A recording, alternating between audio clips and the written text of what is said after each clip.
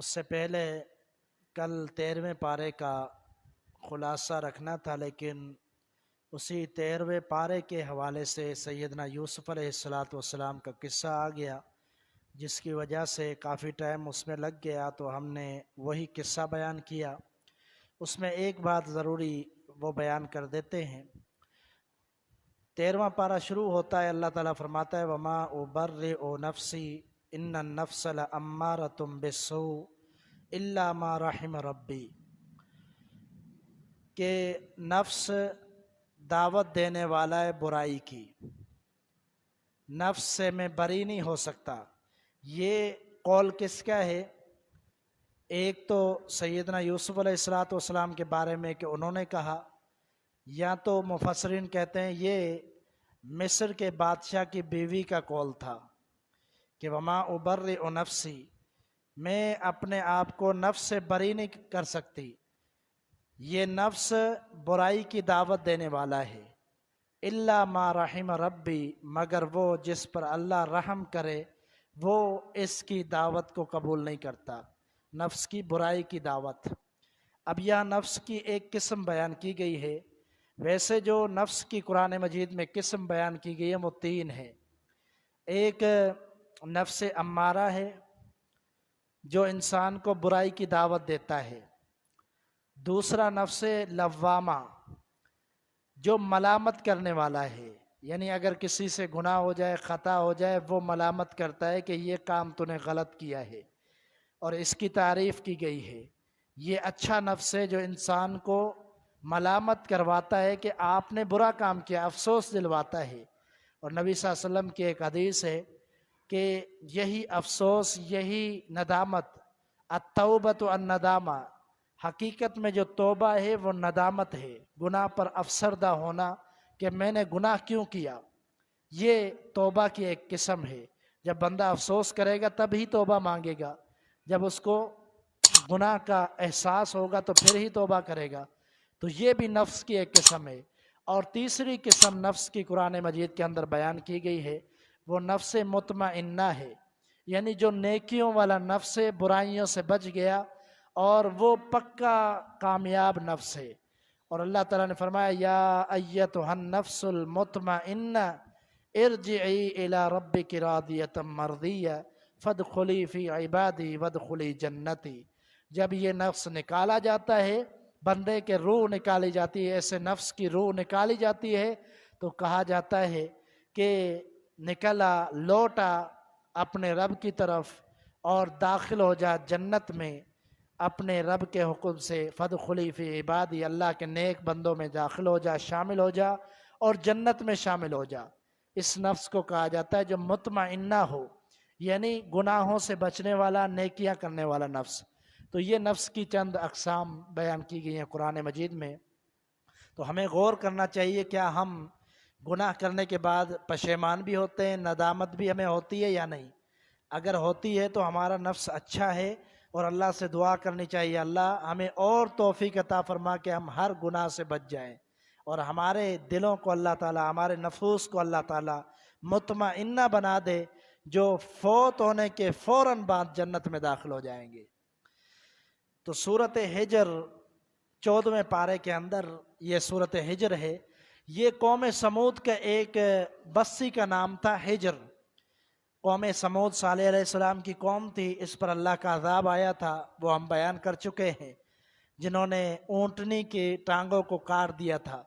یہ قوم سمود تھی، ان کی ایک بستی کا نام تھا ہجر۔ اس پارے کے اندر اللہ تعالیٰ نے اس کا تذکرہ کیا ہے اور فرمایا کذبت، ان قوم والوں نے اللہ کے رسولوں کو جھٹلایا۔ ہجر قوم والوں نے، ہجر قبیلے والوں نے، ہجر علاقے والوں نے اللہ کے رسولوں کو جھٹلایا۔ یہ تذکرہ ہوا ہے، اس لیے سورت کا نام ہجر ہے۔ اور اس سورت میں تنبیہ بھی کی گئی ہے اور ساتھ میں نبی صلی اللہ علیہ وسلم کو دلاسا بھی دیا گیا ہے۔ تنبیہ کس کو کی گئی ہے؟ تنبیہ مشرکین کو کی گئی ہے، جنہوں نے بار بار نبی صلی اللہ علیہ وسلم کو جھٹلایا، ان کو تنبیہ کی گئی ہے، ان کو ڈرایا گیا ہے اور نبی علیہ السلام کو دلاسا دیا گیا ہے۔ اللہ تعالیٰ نے فرمایا ربما یود الذین کفروا لو کانوا مسلمین، ان قریب بہت جلد یہ فکر کریں گے، افسوس کریں گے۔ کون؟ کافر بہت زیادہ افسوس کریں گے، بار بار افسوس کریں گے یہ کافر کہ کاش ہم مسلمان ہوتے۔ یعنی ابھی تو یہ اپنی تکبر کے اندر، اپنے غرور کے اندر پیغمبر کو بار بار جھٹلاتے ہیں، اس کو تکلیفیں بھی دیتے ہیں، اس کو تنگ بھی کرتے ہیں، کاہن بھی کہتے ہیں اور مجنون بھی کہتے ہیں، برے برے القابات سے نوازتے ہیں، لیکن یہ ان قریب افسوس کریں گے کہ ہم کاش مسلمان ہوتے۔ یا تو جنگوں میں جب ان کو پکڑا جائے گا، جب ان کو مار پڑے گی تو ان کو احساس ہوگا کہ ہمیں مسلمان ہونا چاہیے، یا تو آخرت کے دن ضرور ان کو احساس ہوگا کہ ہمیں مسلمان ہونا چاہیے تھا تاکہ عذاب سے بچ جاتے۔ یہ ایک طرح سے پیغمبر کو دلاسا ہے کہ آپ پریشان نہ ہوں، یہ ضرور پچھتائیں گے۔ اور پھر اللہ تعالیٰ نے اسی پارے کے اندر یہ فرمایا کہ پیغمبر کو تکلیفیں دیتے ہیں، نبی صلی اللہ علیہ وسلم کو نعوذ باللہ مجنون کہتے ہیں اور جادوگر کہتے ہیں، اور یہ کہتے ہیں کہ اگر یہ پیغمبر ہے تو پھر اس پر فرشتے نازل کیوں نہیں ہوتے، کہ جن فرشتوں کا یہ تذکرہ کرتا ہے کہ اللہ کی طرف سے عذاب لے کر آئیں گے اور یہ فلاں فلاں، یہ نازل کیوں نہیں ہوتے؟ اللہ تعالیٰ نے فرمایا کہ یاد رکھنا، ما نتنزل الملائکۃ الا بالحق، فرمایا کہ جب اللہ کے فرشتے آگے پھر حق کے ساتھ آتے ہیں، پھر تمہیں مہلت نہیں ملے گی۔ یہ اللہ کے فرشتے اللہ کا عذاب لے کر آنے والے ہیں، جب اللہ کا عذاب لے کر آئے تو پھر تمہارے سارے وعدے، ساری باتیں، سارے جتنے بھی تمہارے مکر و فریب ٹوٹ کر ختم ہو جائیں گے، پھر تمہیں مہلت نہیں ملے گی، ہلاک و برباد ہو جاؤ گے۔ جب بار بار نبی سے تم مطالبہ کرتے ہو فرشتے کیوں نہیں آتے؟ اور پھر اللہ کے رسول صلی اللہ علیہ وسلم کو اسی آیت میں اللہ نے فرمایا کہ یہ کفار کہتے ہیں یہ جادوگر ہے، نعوذ باللہ، یہ مجنون ہے۔ سیدنا عبداللہ بن عباس رضی اللہ تعالیٰ عنہ فرماتے ہیں کہ زماد نامی ایک شخص تھا جس کا تعلق ازد شنوہ سے تھا۔ ازد شنوہ ایک قبیلہ تھا، اس سے تعلق تھا۔ یہ زماد شخص یہ جادو وغیرہ کا پڑھائی کیا کرتا، دم کیا کرتا تھا۔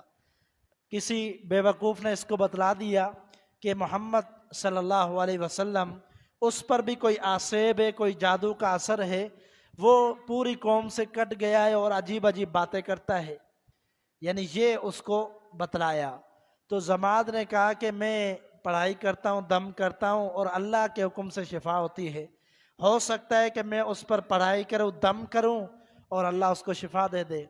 یہ زماد نبی صلی اللہ علیہ وسلم کے پاس آیا، اللہ کے رسول صلی اللہ علیہ وسلم کا علاج کرنے، نعوذ باللہ آپ صلی اللہ علیہ وسلم کا علاج کرنے آیا کہ کہیں آسیب کا کوئی اثر تو نہیں ہے۔ یہ آیا نبی صلی اللہ علیہ وسلم کے سامنے اور آ کر پڑھائی کی، باتیں کی۔ اللہ کے رسول صلی اللہ علیہ وسلم نے فرمایا تیری بات مکمل ہو گئی؟ اس نے کہا ہاں میری بات مکمل ہو گئی۔ آپ صلی اللہ علیہ وسلم نے بیچ میں بات نہیں کی، اس کو بات کرنے دی۔ اس نے مکمل جو پڑھائی کرنی تھی، جو بات کرنی تھی، جو پوچھنا تھا اس نے پوچھ لیا، پڑھ لیا۔ پھر نبی صلی اللہ علیہ وسلم نے خطبہ مسنونہ پڑھا، ان الحمد للہ نحمدہ ونستعینہ ونستغفر ونعوذ باللہ من شرور انفسنا ومن سیئات اعمالنا، جو ہم خطبہ جمعے کے دن پڑھتے ہیں۔ نبی صلی اللہ علیہ وسلم نے یہ خطبہ مسنونہ پڑھا۔ زماد شخص بڑا حیران ہوا، بڑا سمجھدار تھا، پڑھا لکھا تھا اور ادیب بھی تھا، بلیغ بھی تھا، فصیح بھی تھا، گفتگو کو سمجھنے والا تھا کہ یہ کس کا کلام ہو سکتا ہے، یہ گفتگو کس کی ہو سکتی ہے۔ زماد نے کہا ذرا دوبارہ پڑھنا جو آپ نے ابھی پڑھا ہے۔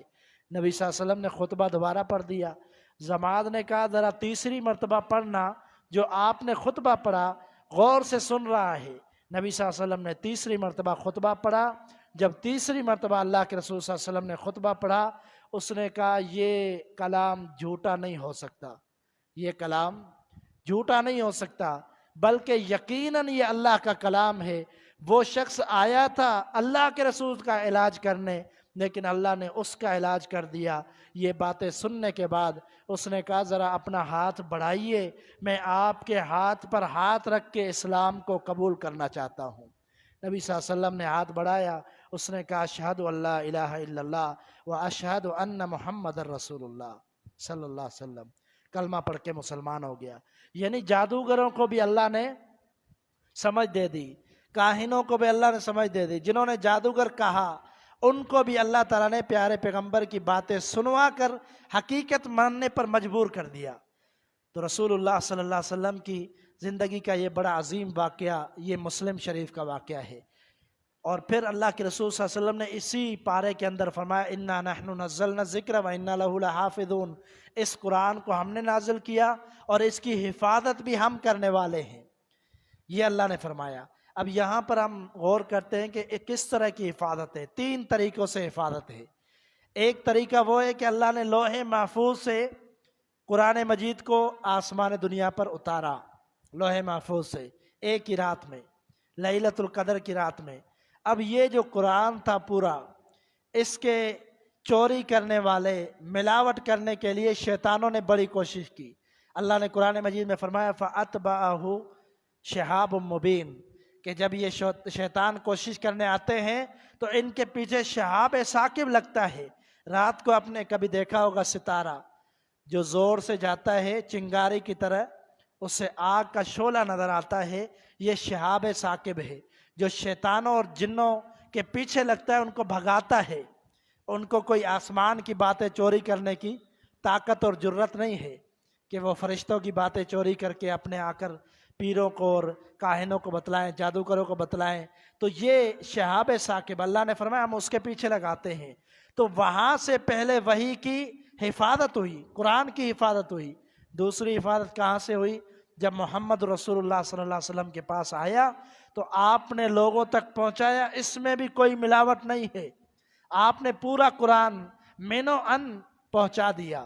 اور اللہ تعالیٰ نے فرمایا وَلَوْ تَقَوَّلَ عَلَيْنَا بَعْضَ الْأَقَاوِيلِ لَأَخَذْنَا مِنْهُ بِالْيَمِينِ ثُمَّ لَقَطَعْنَا مِنْهُ الْوَتِينَ فَمَا مِنْكُمْ مِنْ أَحَدٍ عَنْهُ حَاجِزِينَ۔ فرمایا کہ اگر میرا پیغمبر بھی اپنی مرضی سے کوئی اس کے اندر بات داخل کرتا تو میں اپنے پیغمبر کے حلق کو کاٹ دیتا۔ پیغمبر کے اندر بھی جرت نہیں ہے کہ اللہ کی بات کو کم یا زیادہ بیان کرے، یہاں بھی اللہ نے حفاظت کی۔ اب تیسری حفاظت کہاں ہوئی؟ قیامت تک اس قرآن کی حفاظت، تیسرے طریقے سے حفاظت قیامت تک۔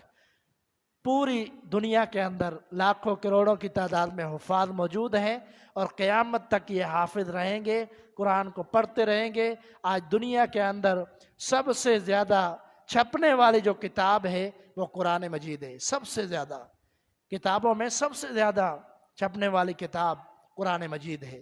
تو اللہ تعالیٰ نے حفاظت کا ذمہ لیا ہے، ہر طرح سے اللہ نے قرآن کی حفاظت کی ہے۔ وَلَقَدْ خَلَقْنَا الْإِنسَانَ مِنْ حَمَإٍ مَسْنُونٍ وَالْجَانَّ خَلَقْنَاهُ مِنْ قَبْلٍ مِنْ نَارِ سَمُومٍ۔ اللہ تعالیٰ نے انسان اور جن کی تخلیق کا ذکر کیا۔ اللہ نے فرمایا انسان کو ہم نے بجنے والی مٹی سے پیدا کیا۔ بجنے والی مٹی کا مطلب کیا ہے؟ سلسال کہتے ہیں اس مٹی کو کہ جس سے گارا بنایا گیا ہو، اس کے بعد اس گارے کو آگ پر جلایا گیا ہو۔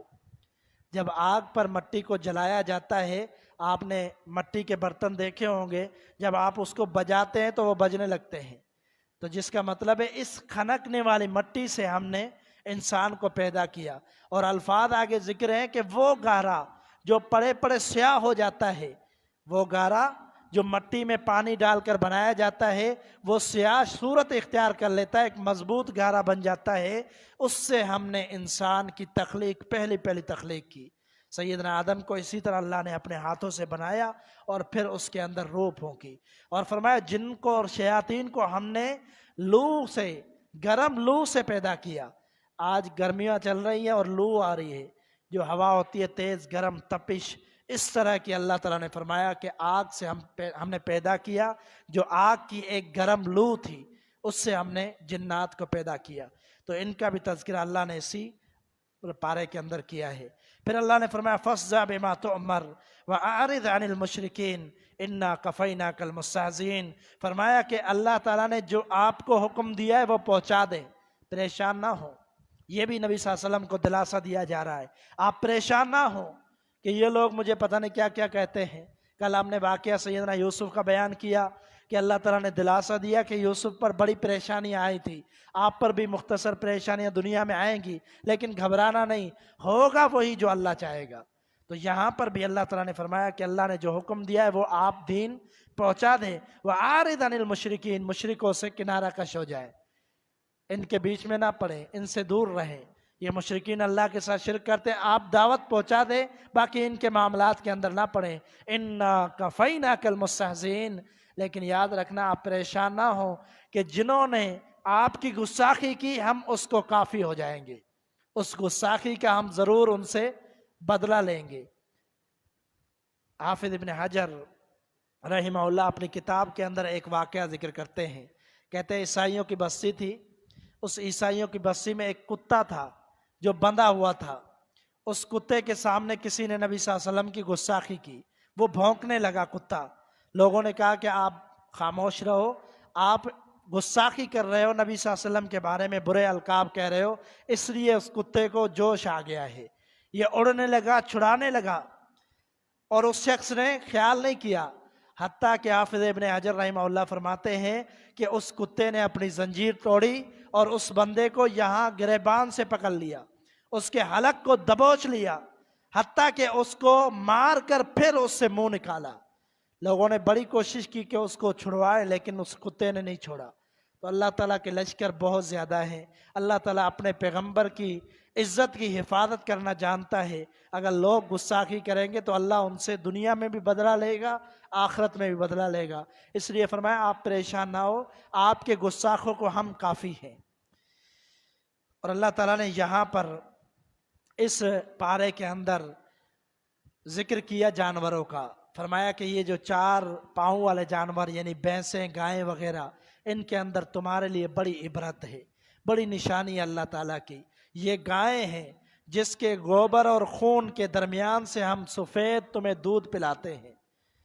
یہ اللہ تعالیٰ نے اپنی عظمت بیان کی کہ تمہارا رب ہی یہی کر سکتا ہے اور کوئی نہیں کر سکتا، کہ خون اور گوبر کے درمیان سے سفید صاف شفاف تمہیں دودھ ملتا ہے۔ اور پھر اللہ تعالیٰ نے فرمایا کہ ہم نے، یہاں سورۃ نحل کا ذکر ہو رہا ہے، اسی پارے کے اندر سورۃ نحل ہے، نحل کا معنی ہوتا ہے شہد کی مکھی۔ اسی آیت کے اندر اللہ تعالیٰ نے فرمایا وَأَوْحَيْنَا إِلَى النَّحْلِ، ہم نے مکھی، شہد کی مکھی کی طرف وحی کی، اس کی طرف الہام کیا کہ تو اچھے اچھے پودوں سے رس چوس لے، اور اس کے ذریعے پھر وہ جمع کر کے تو اپنے لیے گھر بنا لے، چھتے بنا لے، اس میں جمع کر لے۔ اور پھر اللہ تعالیٰ نے فرمایا اس میں تمہارے لیے شفا رکھی ہے ہم نے۔